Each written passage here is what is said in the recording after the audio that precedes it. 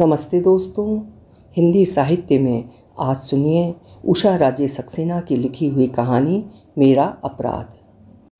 प्रतिष्ठित कथाकार उषा जी महज एक कहानीकार नहीं, प्रवासी साहित्य को उदात्त ऊंचाइयों तक ले जाने वाली एक आंदोलनकारी कार्यकर्ता हैं, जिनमें अपने को रेशा रेशा अभिव्यक्त करने की पारदर्शिता है। प्रस्तुत है कहानी मेरी जुबानी। मैं हूँ सीमा सिंह। उन दिनों मेरे पिता पोर्ट स्मिथ में एक जहाजी बेड़े पर काम करते थे। उनकी अनुपस्थित में और अकेलेपन को न झेल पाने के कारण मेरी कम उम्र माँ को पीने की लत पड़ गई। पिता हर 3 महीने बाद घर आते। जब वे घर होते तो वे मम्मी से एक पल की भी जुदाई सहन नहीं कर पाते। उनके साथ मम्मी या तो बेडरूम में होती या पब में।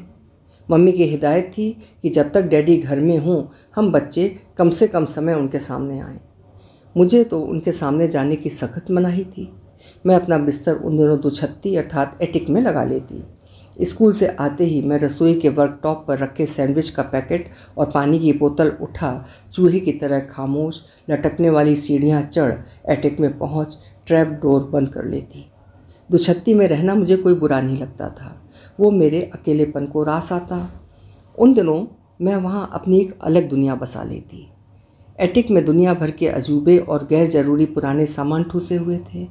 इन सामानों से खेलना और उन्हें इधर उधर सजा संवार कर रखना मुझे अच्छा लगता था।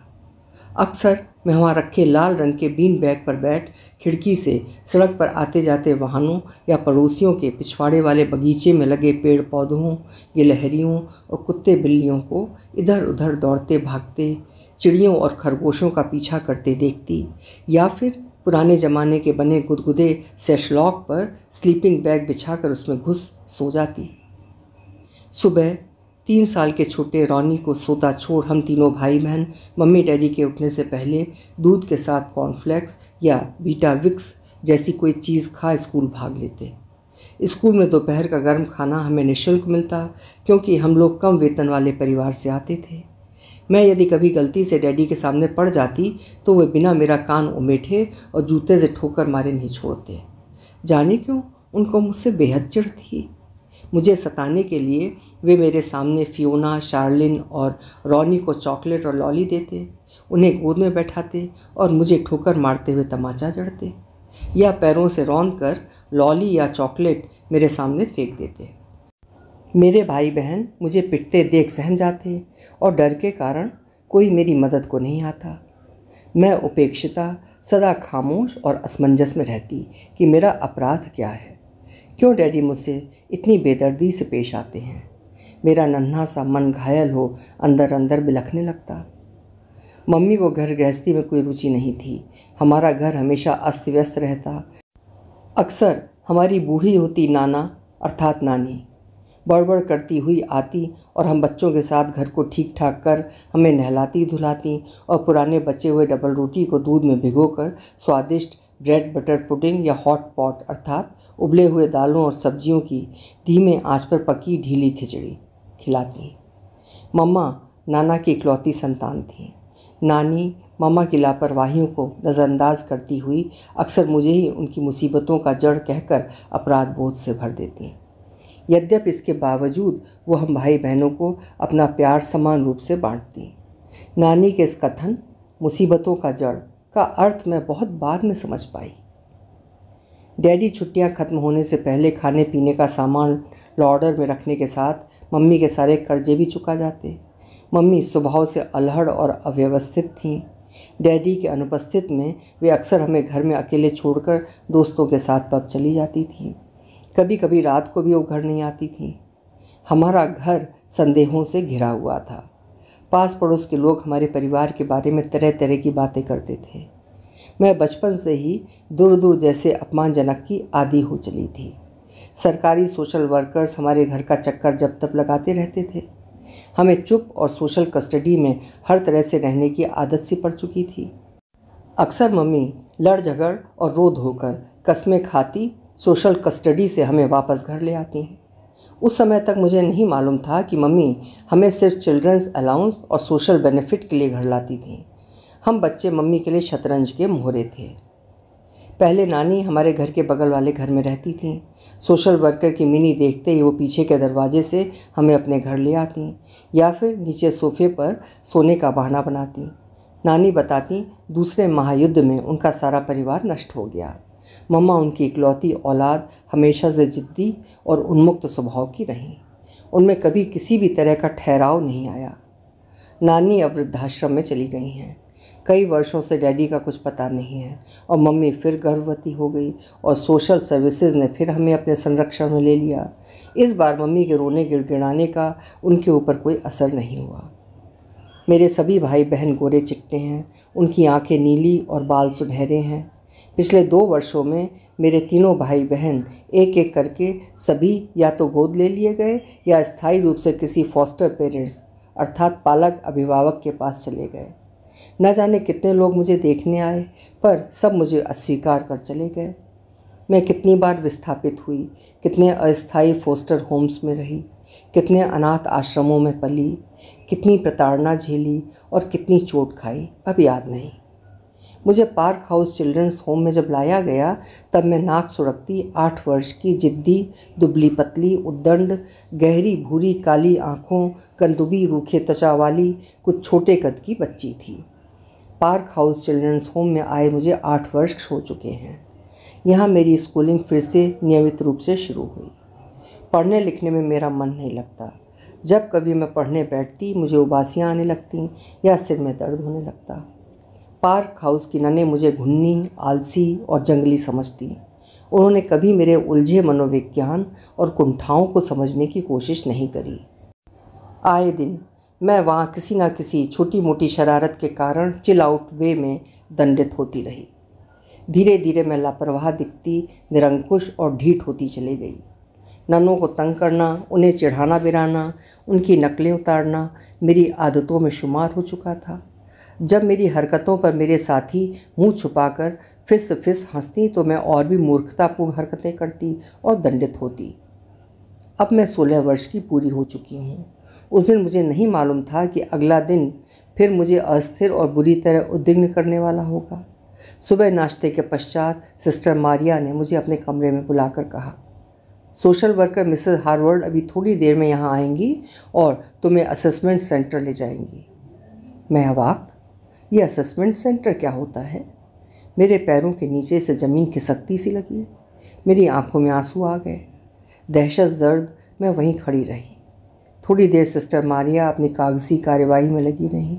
फिर बिना सिर उठाए उन्होंने आगे कहा, देखो तुम नई जगह जा रही हो, अपने पर नियंत्रण रखना, अपनी बेवकूफ़ियों और शरारतों से पार्क हाउस का नाम मत बदनाम करना। असेसमेंट सेंटर क्या होता है मिस? आँख में आए गालों पर लुढ़कने को आतुर आंसुओं को पीते हुए मैंने गले में आई गुठली को गटकते हुए पूछा। सिस्टर मारिया अपने कामों में लगी रहीं। उन्होंने मेरे प्रश्न का कोई उत्तर नहीं दिया, मानो मेरे प्रश्न का कोई औचित्य नहीं। असेसमेंट सेंटर शब्द मेरे दिमाग में पवंडर की तरह घूम रहा था। मेरे पैरों में से शक्ति निचुड़ती जा रही थी, दिल बैठा जा रहा था। असेसमेंट सेंटर में से पनिशमेंट सेंटर जैसी बू आ रही थी। मुझे महसूस हो रहा था कि पार्क हाउस की काले चोंगे वाली सिस्टर मारिया पनिशमेंट के लिए मुझे असेसमेंट सेंटर भेज रही हैं।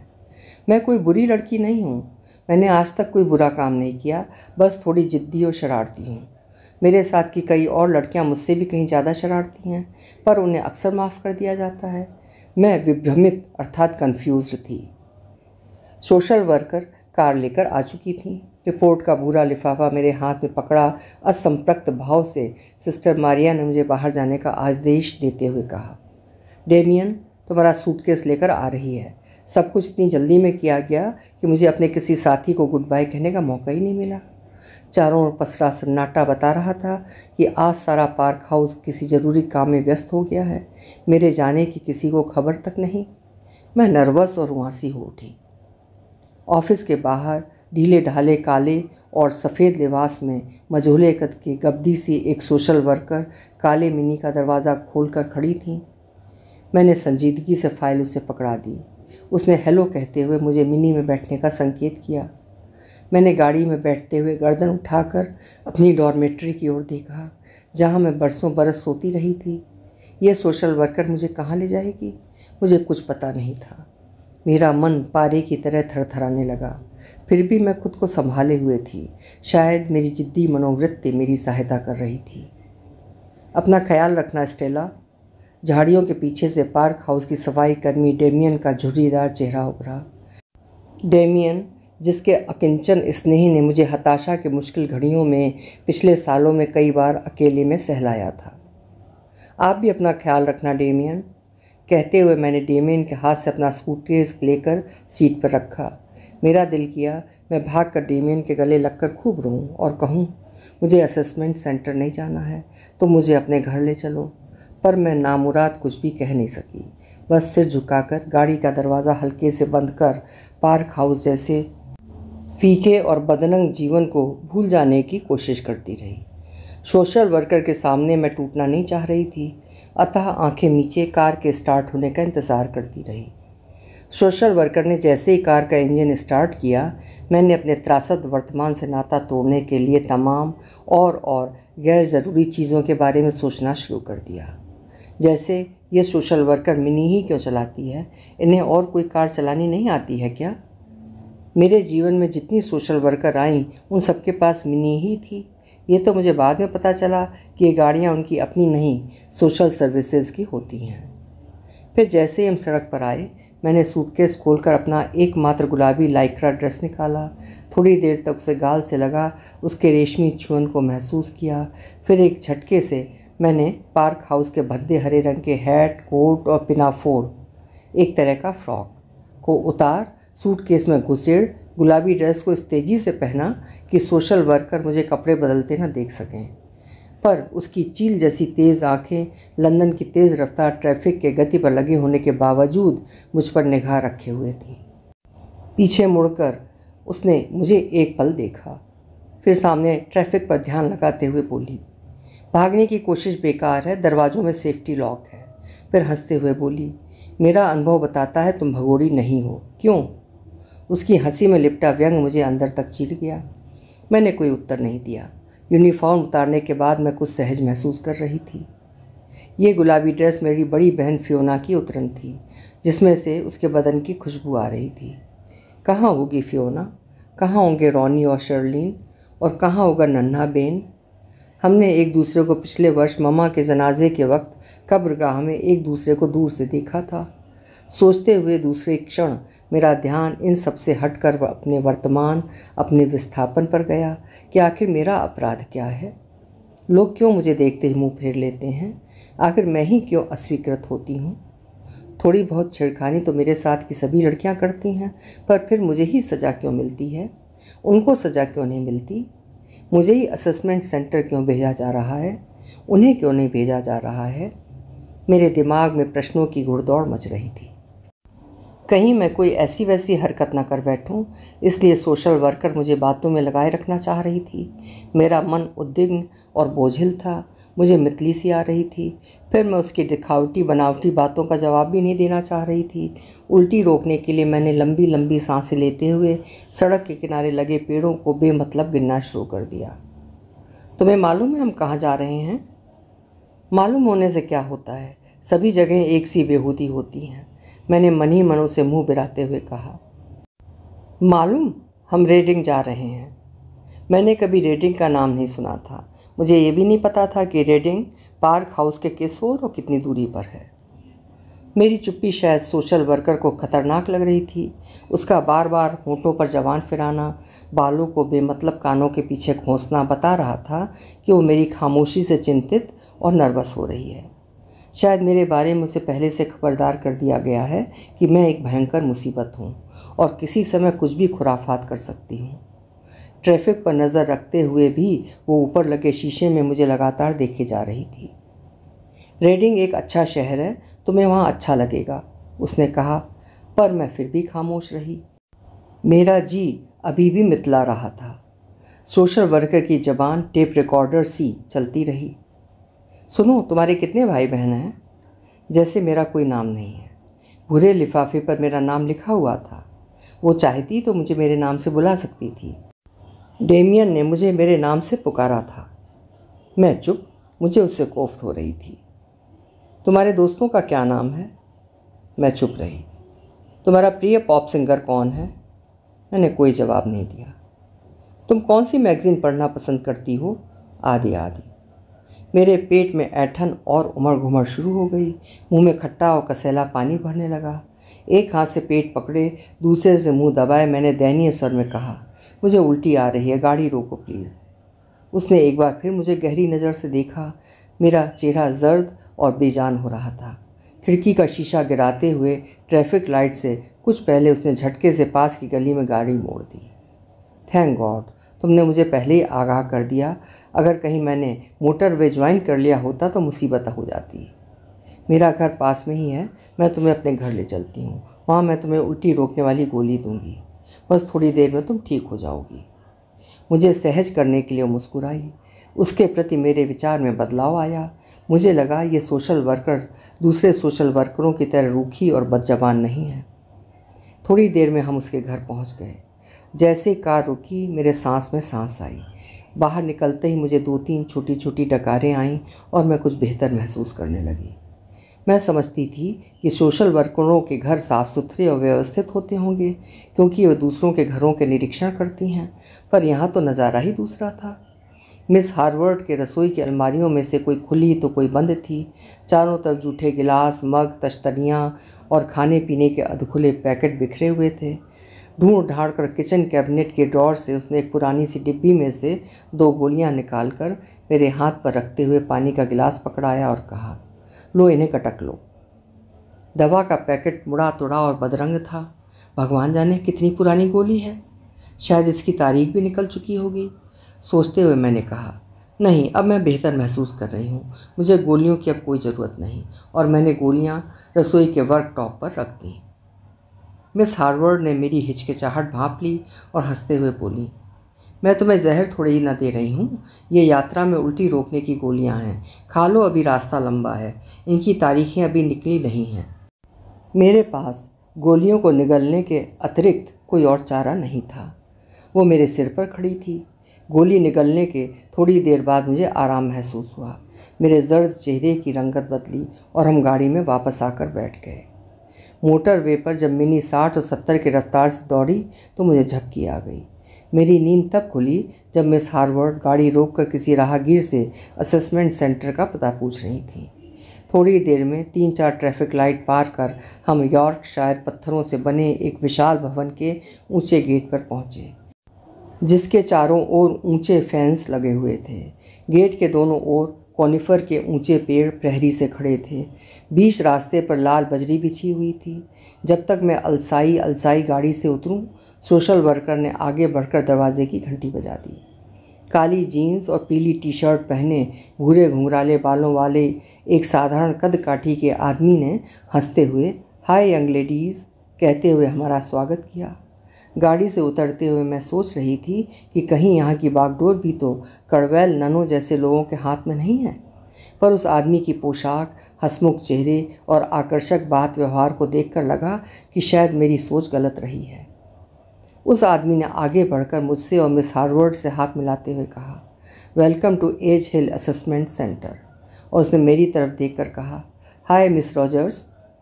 पहली बार किसी ने मुझे इतने आदर से संबोधित किया था। वो आदमी मुझे अच्छा लगा। अभी हम अंदर जाकर उस लाउंज नुमा कमरे में बैठे ही थे कि उसका एक दूसरा साथी लाल हरे बालों की पोनीटेल बांधे, पीले टी शर्ट और डंगरी में लॉरेल एंड हार्डी, जो अमेरिकन कॉमेडियन है, जैसी हास्यपद हरकतें करता, अधसोया, आंखें मिचमिचाता, जम्भाई लेते हुए मेरे सामने वाली कुर्सी पर लड़खड़ाते हुए आकर बैठ गया। थोड़ी देर वो अपनी काली चमकीली आंखें गोल गोल घुमाता, पलकें झपकाता मुझे देखता रहा। फिर हाथों से प्याला बना कॉफ़ी सुड़कने का अभिनय करते हुए दांत में पोरता हुआ बोला, कॉफ़ी। इसके पहले कि मैं कुछ कहूँ, उसने पर्कुलेटर में से कॉफ़ी निकाल कर मेरे हाथों में लाल रंग का एक मग पकड़ा दिया। फिर सिपाहियों की तरह सैल्यूट मारकर टेढ़े तिरछे कदम रखते हुए इधर उधर हो गया। अजीब जोकर है, इसे तो सर्कस में होना चाहिए। सोचते हुए मैं हंस पड़ी। ये कैसी जगह है? इस जगह का परिवेश तमाम उन जगहों से पूर्णतः भिन्न था जहाँ मैं अभी तक समय समय पर रही थी। फिर ज़रा ही देर बाद उस जगह का अजनबीपन मुझे भयभीत करने लगा। मुझे ठंडा पसीना आने लगा।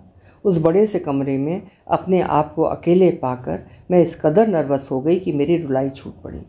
मन में जाने कैसे कैसे संशय उभर रहे थे।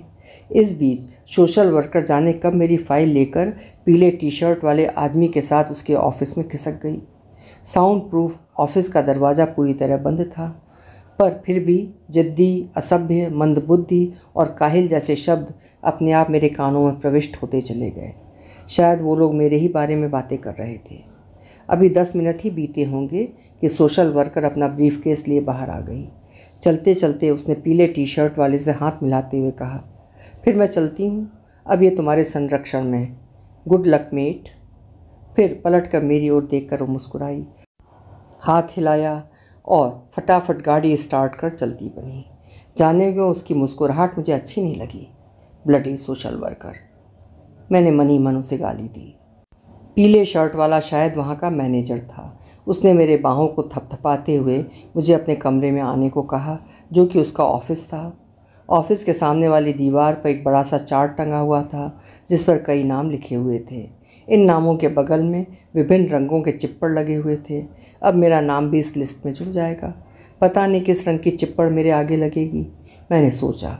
बाद में मुझे इन चिप्पड़ों के कलर कोड के अर्थ का पता चला कि ये चिप्पड़ विभिन्न सेवाओं के द्योतक थे, जैसे psychiatric, psychologist, speech therapy, special help आदि आदि। पीले शर्ट वाले ने मुझे बताया कि उसका नाम पीटर हेरिंगे है और वो इस असेसमेंट सेंटर की देखरेख अपने अन्य सहयोगियों और सदस्यों के साथ करता है।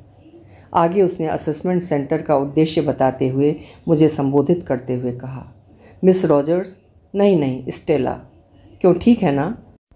हम इस सेंटर में सबको उनके पहले नाम से ही बुलाते हैं, क्योंकि यहाँ कोई बॉस नहीं है, सब दोस्त हैं। हम सब मिलकर आपस में विचार विमर्श कर सेंटर का प्रबंधन करते हैं। ये असेसमेंट सेंटर एक प्रगतिशील प्रयोगशाला है। मैं चुप। वो जो कुछ कह रहा था वो सब मेरे लिए बिल्कुल नया था, मेरे अब तक के अनुभव के बाहर। आज तक किसी ने मुझसे इस तरह सम्मान देकर बात नहीं की थी। मैं बार बार अंदर ही अंदर संकुचित हो जाती। आगे उसने मेरा ध्यान अपनी ओर खींचने के लिए मुझे मेरे पहले नाम से संबोधित करते हुए कहा, स्टेला, हमारी पूरी कोशिश होती है कि इस असेसमेंट सेंटर में आने वाली हर किशोरी को 8-10 हफ्ते के अंदर या तो किसी अच्छे परिवार में जगह मिल जाए, या वो किसी वोकेशनल ट्रेनिंग में लग जाए, या फिर छोड़ी हुई अपनी पढ़ाई चालू कर ले। उसने कुछ किताबें और कॉमिक्स मेरे हाथ में देते हुए कहा, इस समय सेंटर में 10 लड़कियां हैं, जिनमें से 3 लड़कियों के फॉस्टर पेरेंट्स मिल चुके हैं। वे 2-3 दिन में चली जाएंगी। मेरा क्या होगा? क्या मुझे भी कोई फॉस्टर करेगा? मैं अपने भविष्य की कोई तस्वीर नहीं बना पा रही थी। मेरी हीन ग्रंथियाँ मुझे अपने शिकंजे में कस रही थीं। मेरा उदास चेहरा, रीढ़ की झुकती हड्डी और सिकुड़ते कंधे मेरे अंदर की बेचैनी को मुखर कर रहे थे। पीटर थोड़ी देर मुझे गौर से देखता रहा, फिर कुर्सी से उठते हुए स्मित हास्य से बोला, आओ स्टेला, चलो तुम्हें सेंटर के भूगोल से परिचित करा दूँ। मैं बेमन से उठ खड़ी हुई और उसके साथ भारी कदमों से चल पड़ी। पीटर जो कुछ कह रहा था वो सब पूरी तरह से मेरी समझ में नहीं आ रहा था, पर उसके व्यक्तित्व में कुछ ऐसा था कि उसके साथ चलने में मुझे तनाव नहीं, अजब सा सुकून और भरोसे का आभास मिल रहा था। सेंटर का रख रखाव सुंदर, प्रियदर्शी, निखरे हुए शोक रंग इस तरह के थे मानो मुझसे कह रहे हों, आओ मुझे आजमाओ, मुझे जानो, मुझे परखो। यहाँ दुराव या चुनौती नहीं, दोस्ती जैसा कुछ आभास हो रहा था। निचले तल्ले पर बने लाउंज, किचन, लाइब्रेरी आदि दिखाने के बाद सीढ़ियाँ चढ़ते हुए उसने पहले तल्ले पर एक सीधी रेखा में बने वॉशरूम्स की ओर इंगित करते हुए कहा, इस तल्ले पर 5 वॉशरूम और एक फैमिली रूम है, जिसमें टेलीविज़न और हल्के फुल्के रीडिंग मटेरियल रखे रहते हैं।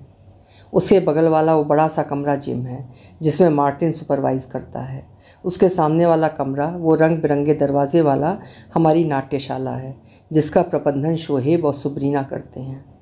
ऊपर तीसरे तल्ले की सीढ़ियाँ चढ़ते हुए पीटर ने कहा, शोहेब अच्छा खासा जोकर है, नकलें बनाने में तो ऐसा उस्ताद है कि इंसान हंसते हंसते लोटपोट हो जाता है। पीटर मुझसे इस तरह बात कर रहा था जैसे कि मैं उस पर थोपी गई कोई अनाथ नहीं, उसकी कोई मेहमान हूँ। मुझे उसकी बातें अच्छी लग रही थीं। मेरे अंदर के फ्यूज़ बल्ब धीरे धीरे जलने से लगे थे और मैं अपनी तंग गलियों से बाहर आने लगी। सच मुझे भी नकलें बनाने में बड़ा मज़ा आता है। मैं पार्क हाउस में जब भी नन्हू की नकलें उतारती तो मेरे साथी खूब हंसते, पर मैं चिल आउट कॉर्नर में सजा पाती। कहने को तो मैं कह गई, पर फिर अपने आप में किसी शाही अर्थात हेज हॉक की तरह सिकुड़ गई। उसने शायद मेरा पिछला वाक्य नहीं सुना, या सुना तो अनसुना कर दिया। अरे वाह, ये तो बड़ी बढ़िया बात है स्टेला, तो तुम विदूषक अर्थात कॉमेडियन हो। हम यहाँ अपने सेंटर में हर महीने एक कॉमेडी शो करते हैं। लोकल ओल्ड पीपल्स होम अर्थात स्थानीय वृद्धाश्रम के शौकीन उसे देखने आते हैं। तुम्हें यहाँ अपने इस हुनर को विकसित करने में बड़े अवसर मिलेंगे। अरे नहीं, अरे हाँ, पीटर ने मेरी नकल बनाई। मैं हंस पड़ी। मेरे अंदर जमी बर्फ शिला पिघलने को आतुर हुई। मैंने कहा, वो डांगरी पहने पोनी टेल वाला लॉरेल शोहाब था क्या? मेरी झिझक टूट रही थी। हाँ, पक्का जोकर है, मस्खरा, पर अपना काम पूरी मुस्तैदी से करता है। अच्छा, लगता तो सिर्फ मस्खरा है। वो तो तुम्हें सहज करने के लिए उसने महज एक प्रयास किया था। मैं फिर यूं ही फिस्स से हंस पड़ी। उससे बात करना मुझे अच्छा लगा था। सेकंड फ्लोर पर 10 कमरे थे। 5 नंबर के कमरे पे मेरे नाम का लेबल चिपकाते हुए पीटर ने कहा, लो ये रहा तुम्हारा कमरा। साथ ही कमरे में लगे लॉकर की चाबी देते हुए बोला, और ये रहा तुम्हारा लॉकर। तुम अपने कपड़े और मेकअप आदि का सामान इसमें रख इसे लॉक कर सकती हो। मेरा अपना कमरा, मेरा अपना लॉकर, इतनी सुलभताएं, यकीन नहीं आ रहा था। सेंटर की बनावट और साज सज्जा पार्क हाउस के पुराने फीके ढंग के रख रखाव के बिल्कुल उलट आधुनिक नए रंगों में रचा बसा था। ऐसा स्वतंत्र प्रियदर्शी वातावरण। अचानक पिघलती शिला फिर हिमखंड बन गई। एक बिल्कुल नए तरह के भय और आशंका से मेरा दिल दहलने लगा। मैं कैसे रह पाऊंगी इस खुले उन्मुक्त शोख वातावरण में? मुझे तो टट्टुओं की तरह बंधे पाँवों से चलने की आदत है। पीटर ने न जाने कैसे मेरे अंदर होने वाले हलचल को पहचान लिया। उसने एक बार फिर हल्के से मेरा कंधा थपथपाया और मुझे समझाते हुए बोला, ये जगह संरचनात्मक है, पुनर्वास का है, घबराओ मत स्टेला। यहाँ और भी तुम्हारी ही जैसी कठिन परिस्थितियों की दास बनकर रह गई लड़कियाँ रहती हैं। अभी 3:30 बजे हैं। 10-15 मिनट में लड़कियाँ ट्रेनिंग सेंटर से वापस आ जाएंगी। फिर सेंटर का सन्नाटा ऐसा टूटेगा कि लगेगा ही नहीं कि यहाँ कभी सन्नाटा था। पीटर के बोलने का ढंग, उसके स्वरों का उतार चढ़ाव, उसके शब्द शब्द मेरे खंडित हो रहे आत्मविश्वास को मानो किसी अदृश्य फेविकोल से जोड़ते हुए आश्वस्ति में बदल रहे थे। मेरे अंदर आशा की एक लहर थरथराई। ऐसा सहृदय, ऐसा संवेदनशील और मेरे मन में उठते हर तरंग को समझने वाला पथ प्रदर्शक अगर पहले मिल गया होता तो। देखो, ये लड़कियां बिल्कुल भिन्न शहरी परिवेश से आती हैं, अतः ये तुमसे बहुत भिन्न, मुंहफट, चुलबुली, दादा टाइप और दंगेबाज हैं, पर सब दिल की अच्छी हैं। जैसा भी है, उन सब में कई अच्छे जन्मजात गुण भी हैं। उनके ये गुण उनकी परिस्थितियों और परिवेश ने कुचल कर अवरुद्ध कर दिए हैं, पर धीरे धीरे उनमें आत्मविश्वास के साथ जीवन के प्रति नए दृष्टिकोण भी पनप रहे हैं। मेरी आंखों में आश्चर्य उभर आया। ये पीटर क्या मुझे मेरे ही बारे में इन लड़कियों के बहाने बता रहा है? पीटर, तुमने मेरी रिपोर्ट पढ़ी? मैं थोड़ी सतर्क हुई। नहीं, मैं रिपोर्ट असेसमेंट के बाद पढ़ता हूँ। मेरे बाएं बाह को अपनी मुट्ठी के गांठों से सहलाते हुए उसने मुझे आश्वस्त किया। क्यों? क्योंकि मैं पहले खुद किताब पढ़ता हूँ, फिर आलोचकों की प्रतिक्रिया पर गौर करता हूँ। वो मेरी ओर देखकर मुस्कुराया। प्रतिक्रिया में मैं भी मुस्कुरा उठी। मैं फिर सहज हो उठी। तुम मेरी रिपोर्ट कभी मत पढ़ना पीटर, मैंने बच्चों की तरह मचल कर कहा। नहीं पढ़ूंगा, नहीं पढ़ूंगा। उसने अपने कानों को हाथ लगा, भौं को ऊपर उठा, गोल गोल आंखें घुमा, सीने पर क्रॉस बना, जोकरों सा हंसोड़ मुंह बनाया। मैं खिलखिलाकर हंस पड़ी। तुम हंसती हो तो आकर्षक लगती हो, तुम्हारे आंखों की चमक बढ़ जाती है और तुम्हारे नन्हे नन्हे दांत मोतियों से दमकने लगते हैं। पीटर, मैं चीखी, तुम मेरा मजाक मत उड़ाओ। अगर मैं ऐसी ही खूबसूरत होती तो अब तक किसी ने मुझे गोद क्यों नहीं लिया? किसी ने मेरी फोस्टरिंग क्यों नहीं की? मेरा बाप मुझे ठोकरें क्यों मारता रहा था? मेरी आंखों से आंसू निकल पड़े। मेरी आवाज़ कांपने लगी। मैं क्यों लावारिसों की तरह एक जगह से दूसरी जगह फेंकी जाती रही, जबकि मेरे सभी भाई बहन और साथी एक एक करके चयनित होते गए?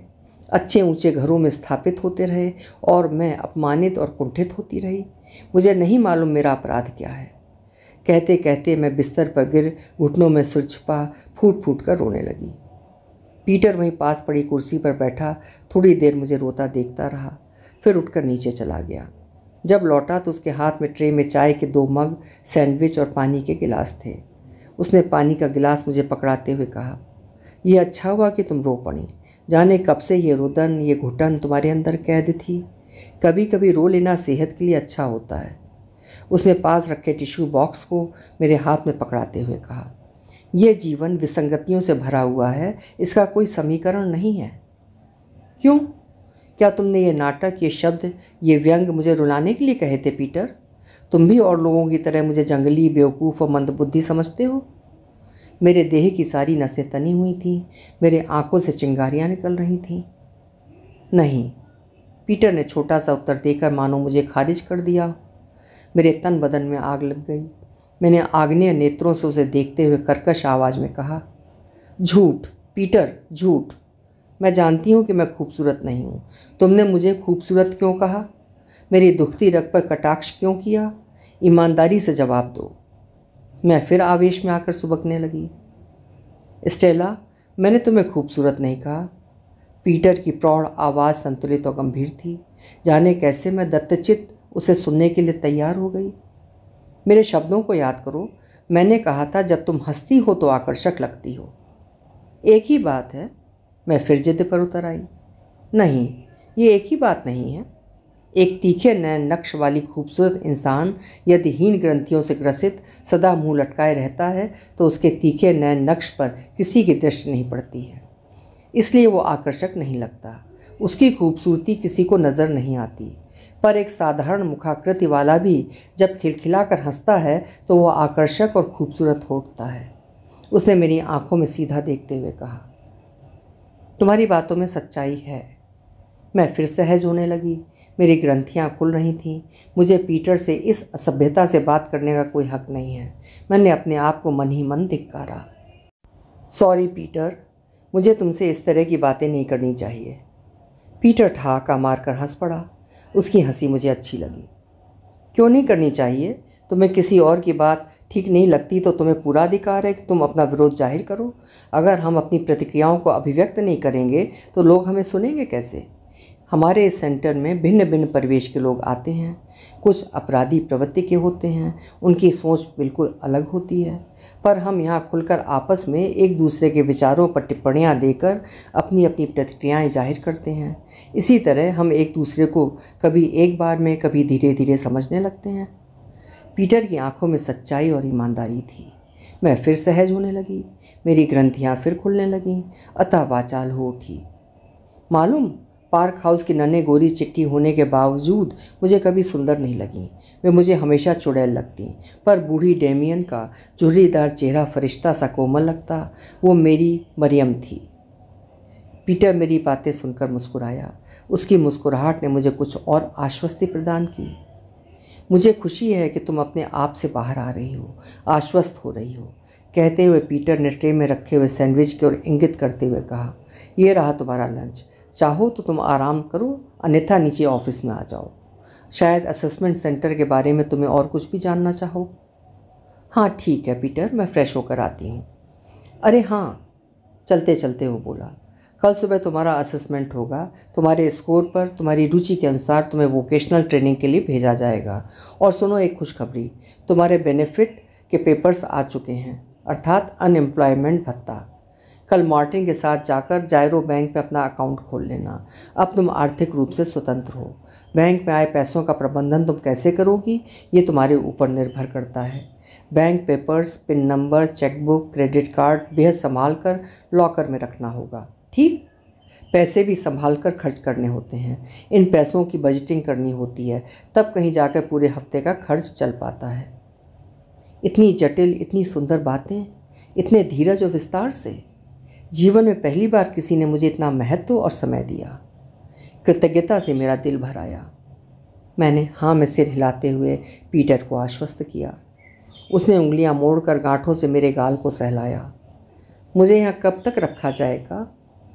तुम्हारे अगले जन्मदिन तक, जब तक तुम 17 वर्ष की नहीं हो जाओगी। फिर इस 1 वर्ष में तुम्हें बाह्य संसार से तालमेल बैठाने के अवसर बार बार मिलेंगे। टेम्पिंग अर्थात शॉर्ट टर्म की नौकरियां करने को मिलेंगी और तुम समाज में रहना और उसके ऊंच नीच को समझना सीख जाओगी। और कोई प्रश्न माय डियर? अभी नहीं, इतना सब कुछ पचा सकना आसान नहीं है मेरे लिए। मुझे जीवन का कोई अनुभव नहीं है। मैं सदा आश्रिता रही, पर मैं तुम्हारी आभारी हूँ, तुमने मुझे इतना समय दिया। वो फिर से मीठी हंसी हंसा। ये तो मेरी नौकरी है, रिलैक्स। ओके, फिर मैं चलता हूँ। Yes Peter. लोग इतने भी अच्छे और सहज हो सकते हैं। सहसा मुझे लगा कहीं मैं कोई सपना तो नहीं देख रही हूँ। पीटर के जाने के बाद मैंने उस छोटे से कमरे की दीवारों की ओर देखा, जिस पर नन्हे नन्हे सुर्ख फूलों वाला हल्के नीले रंग का पेपर लगा हुआ था। एक कोने में टेबल चेयर, पलंग और लॉकर के साथ एक सुर्ख रीडिंग लैम्प। कमरे की साज सज्जा मुझे अच्छी लगी। ये मेरा अपना कमरा है। सोचते हुए लॉकर में कपड़े रखकर मैंने उसका दरवाज़ा बंद किया और बिस्तर पर आकर लेट गई। कब आंख लगी पता नहीं। अचानक भयंकर शोरगुल के साथ धमधम सीढ़ियाँ चढ़ने की आवाज़ आनी शुरू हो गई। ऐसा लग रहा था मानो भूचाल आ गया हो। शायद मैं सपना देख रही थी। अचानक 13 से 16 वर्ष की 7-8 लड़कियाँ धक्कम धुक्का करती बिना किसी पूर्व सूचना और औपचारिकता के कमरे में घुस आईं। न किसी ने मेरा नाम पूछा और ना ही अपना नाम बताया। बस मुझे देखते ही पूछने लगी कि मैं किस अपराध के कारण यहाँ भेजी गई हूँ। किस अपराध के कारण मैं यहाँ भेजी गई हूँ? यही प्रश्न तो मैं अपने से बार बार करती आई हूँ। इतने अजनबियों के बीच अपने को घिरा पाकर मैं हड़बड़ा गई। उन्हें जवाब देने के लिए मैं फिर दोबारा से जल्दी जल्दी सोचने लगी कि मैं यहाँ क्यों भेजी गई हूँ, पर मेरे दिमाग ने काम करना बंद कर दिया। मुझे अपना किया कोई भी अपराध याद नहीं आ रहा था। अतः मैंने हकलाते हुए कहा, मुझे नहीं मालूम। ऐसे कैसे हो सकता है कि तुम्हें अपना अपराध ही नहीं याद हो? फकिंग इडियट, एक ने मुझे मुंह बिराते हुए कहा। झूठ बोलती है हरामजादी। एक लंबी सी लड़की ने मेरे चेहरे को अपने सख्त हाथों में उठाकर मेरी आंखों में आंखें डालकर पूछा, तू दोगली अर्थात बास्टर्ड है? शब्द का सही अर्थ समझे बिना मैं बोली, नहीं। डम डम अर्थात बेवकूफ़, पीछे से किसी ने ऊंची आवाज़ में कहा। पाकी है साली, भारतीयों और पाकिस्तानियों के लिए इस्तेमाल किए जाने वाला गाली जैसा नकारात्मक शब्द। मैं सिर झुका, दोनों हाथों में चेहरा थामे, आंख बंद कर वहीं पलंग पर धम्म से बैठ गई। जीसस, इतनी गंदी जबान, ऐसी गालियाँ! पार्क हाउस के नन्हे तो इन्हें सूली पर चढ़ा देती। मेरा जीवन भले कितना अपमानजनक रहा हो, पर किसी ने ऐसी भद्दी और बदतमीज़ी की बात मुझसे कभी नहीं करी थी। मेरा दिल बुरी तरह धड़क रहा था। मुझे लग रहा था अभी लड़कियां मुझे ज़रूर पीटेंगी। पीटर, पीटर, कहाँ गया पीटर? क्या इन्हीं भयंकर लड़कियों के साथ मुझे रहना होगा? घबराहट से मेरे हाथ पांव ठंडे होने लगे। चल छोड़ यार, ये इडियट तो बेकार समय की बर्बादी है, एक ने धीरे से कहा। सचमुच डर गई, किसी और ने कहा, और धीरे धीरे सब वहाँ से खिसक गईं। थोड़ी देर बाद जब मैंने आंखें खोलीं तो वहाँ अभी भी एक ललछौहे घुंघराले बालों वाली गोरी पर हल्के भूरे तिलों से भरे चेहरे वाली 12-13 वर्ष की, मुझसे भी छोटे कद काठी की दुबली पतली लड़की खड़ी मुझे बिल्ली की तरह घूर रही थी। क्या तुमने सचमुच कोई अपराध नहीं किया पाकी? किया था, एक बार नंदरी के किचन में से पेस्ट्री चुराई थी, पर किसी ने मुझे चुराते नहीं देखा था। मैं पकड़ी नहीं गई, मैंने कहा। छी, उसने बुरा सा मुंह बनाते हुए कहा। यह भी कोई अपराध है? ये तो बड़ी बचकानी हरकत है। मेरी नादानी पर वो चहकी और बहस कर जल्दी जल्दी बोली, मैं तुम्हें कार चुराना सिखाऊंगी, इजी पीजी अर्थात बेहद आसान। कार चुराने का अपना मज़ा है। गाड़ी चुराओ और खूब तेज़ दौड़ाओ और फिर किसी पॉश गाड़ी से टक्कर मार 9-2-11 हो जाओ। पकड़े जाओ तो फकिंग रिमांड कस्टडी अर्थात पुनर्वास सुधार संरक्षण और जुवेनाइल केस अर्थात किशोर अपराध। समझी स्टूपिड पाकी? कहते हुए जाने ही वाली थी कि मैंने उसका हाथ पकड़कर कहा, तुमने मुझे पाकी क्यों कहा? मैं पाकी नहीं हूँ, मैं स्टेला रॉजर्स हूँ। मेरा बाप गोरा था, मैं गोरी हूँ। वो हाथ छुड़ाकर भागते भागते कहती गई, रंग गोरा होने से क्या होता है पाकी? तेरी काली आंखें बोलती हैं, तू दोगली है। दोगली तो मैं भी हूँ। मेरा बाप काला अर्थात अफ्रीकन और माँ गोरी अंग्रेज़ थी। दोनों सड़क दुर्घटना में मारे गए। मुझसे दोस्ती करोगी? मेरी आंखों के आगे से जैसे उसने कोई पर्दा हटा दिया। बिस्तर पर पड़े पड़े मेरे दिमाग में रह रहकर मेरे जन्म और ज़िंदगी से जुड़े तरह तरह के दर्दनाक नस्ली सवाल उछल उछल कर मेरे जहन में आने लगे। मैं कौन हूँ? मैं स्टेला रॉजर्स हूँ? नहीं, तुम रॉजर्स नहीं हो। मेरे दिमाग के किसी कोने से उतर आया। मैं रॉजर्स क्यों नहीं हूँ? मेरे बर्थ सर्टिफिकेट से लेकर मेरे स्कूल सर्टिफिकेट पर मेरा नाम स्टेला रॉजर्स लिखा हुआ है। मेरा दिमाग चकरगिन्नी सा घूमता भन्ना रहा था, पर साथ ही कई उलझे तार सुलझ भी रहे थे। तुम्हारी आंखें नीली और रंग डैनियल रॉजर्स की तरह गोरा चिट्टा नहीं है। तो क्या? डैनियल रॉजर्स तेरा बाप नहीं था, इसीलिए वो तुझे ठोकरें मारता था। उसे तेरी सूरत शक्ल से चिढ़ती, तेरा गंदूबी रंग और काली आंखें उसके पौरुष को ललकारता था। तेरे और भाई बहन उसकी तरह चिट्टे, गोरे और नीली भूरी आंखों वाले हैं। तो तेरी माँ ने अपनी सुविधा के लिए तुम सब भाई बहनों को रॉजर्स सरनेम की छतरी पकड़ा दी। तो क्या मूर्ख, तू उस छतरी में छेद थी। खुद से बात करते करते जाने कब तक मैं रोती से सकती रही, मुझे याद नहीं। शायद रोते रोते मैं सो गई। जब मैं सुबह उठी वहाँ कोई नहीं था। वे लड़कियाँ कौन थीं? क्या मैं कोई भयानक सपना देख रही थी? सोचते सोचते नहा धोकर जब मैं नीचे आई, पीटर ऑफिस में बैठा कुछ काम कर रहा था। मैंने दरवाजे को हल्के से खटखटाया। अंदर आओ स्टेला, वही कल वाली विहंसती आश्वस्त करती आवाज़। Good morning. हाय, तुम बैंक जाने के लिए तैयार हो? मार्टिन आता ही होगा। अभी 5 मिनट का समय है, मुझे तुमसे कुछ पूछना है। मेरी नर्वस आवाज़ में आवेग का कंपन था। पूछो ना, मैंने तो कल भी तुम्हारा इंतज़ार किया, पर शायद तुम थकी थीं। शोहाब और सुब्रीना ने बताया तुम गहरी नींद सो रही हो। वही सहज, संतुलित और आश्वस्त करने वाला अंदाज, कहीं कोई उपालंभ नहीं। मेरा क्या अपराध है? मुझे अपराधियों के साथ क्यों रखा गया है? मैंने थरथराती आवाज़ में उससे पूछा। तुम्हारा कोई अपराध नहीं है, उसके स्वर में सांत्वना थी। तुम अपराधियों के साथ नहीं, पुनर्वास केंद्र में अपनी हम उम्र किशोरियों अर्थात टीनेजर के साथ हो, जो तुम्हारी तरह किसी दूसरी तरह के विक्टिम ऑफ सर्कमस्टांसेस अर्थात परिस्थितियों की सताई हुई की शिकार रही हैं। यहाँ तुम्हें अपने पैरों पर खड़े होकर खुली दुनिया में प्रवेश करने की आज़ादी है स्टेला। अभी आप सुन रहे थे प्रवासी साहित्यकार उषा राजे सक्सेना जी की लिखी हुई कहानी मेरा अपराध। उम्मीद है कहानी आपको पसंद आई होगी। पसंद आई है तो लाइक, शेयर और सब्सक्राइब जरूर करिएगा। कल फिर मिलेंगे। आपका समय शुभ हो।